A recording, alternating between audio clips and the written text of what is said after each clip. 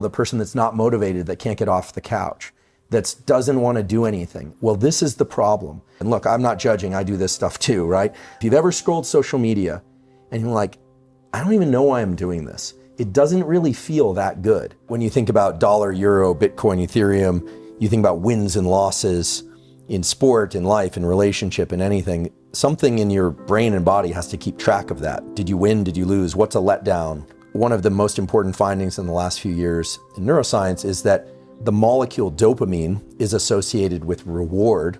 It's more about motivation and craving. That's really the key.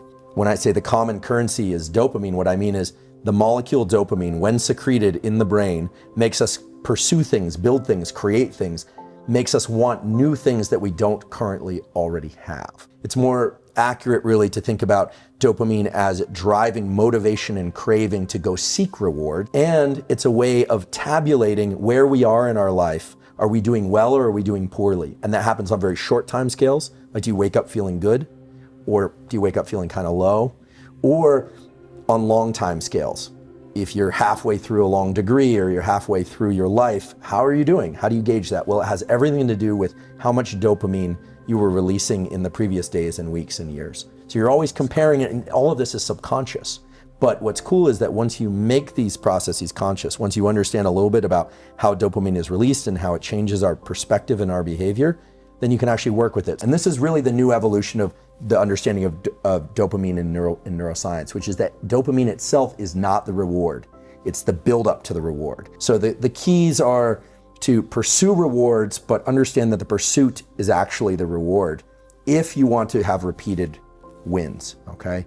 The celebration has to be less than the pursuit, and that's hard for some people to do. If you can start to identify the craving as its own internally released drug, this thing dopamine, that is a source of motivation, then what you realize is that capturing the reward is wonderful, but attaching dopamine to the reward is actually a little bit dangerous. Celebrating the win more than the pursuit, it actually sets you up for failure in the future. And so this gets us right into something called dopamine reward prediction error.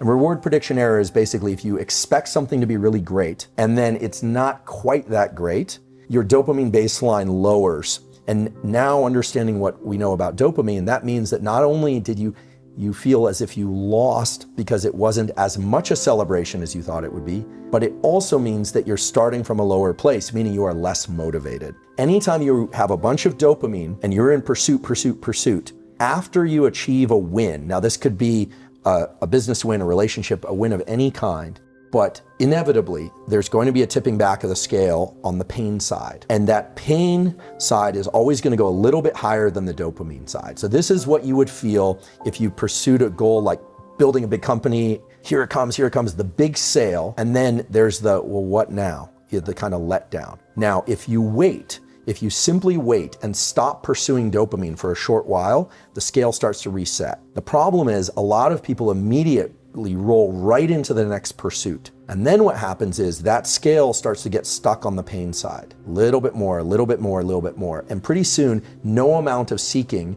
will allow you to experience that craving and motivation. So what does this mean in terms of an actual tool? Well, first of all, if people can do what you do, they're going to be in a much better position in life. Doesn't matter if it's school, sport, relationship, any domain of life. If you can start to register, that craving and that friction and that desire, that almost kind of low level of agitation, sometimes high level of agitation, that is that I'm trying to impose my will on the world in a benevolent way, we hope, that's dopamine. It's working with its close cousin, which is epinephrine, which is adrenaline. They are very close cousins. In fact, dopamine manufactures epinephrine. A lot of people don't know this, but adrenaline is actually made from the molecule dopamine. Okay, so those two are hanging out together. It's like crave and work, crave and work. And then you get the win.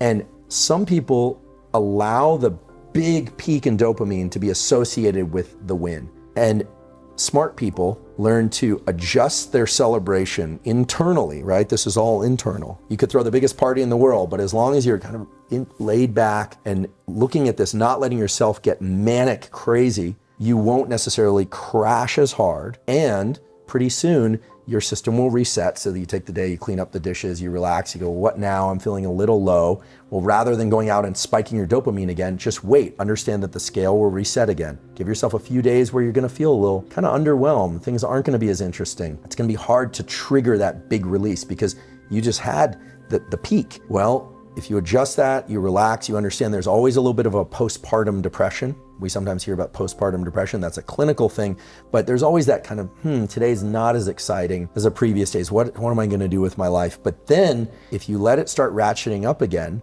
then what you realize is your capacity to tap into dopamine as a motivator, not just seeking dopamine rewards, that is infinite. And I can say with great certainty that this is how you were able to build a big company and sell it, how you've been able to build a successful podcast and sell it, how you're constantly seeking, because seeking is the reward. And I think for most people, we think of the reward as the finish line. And so the key is to get to the finish line, step into the end zone, but no end zone dance. That's the key to doing it over and over. And when I see big athletes or academics or anyone or musicians and they rise and crash, it's clear they've lost the touch with the motivation evoked dopamine.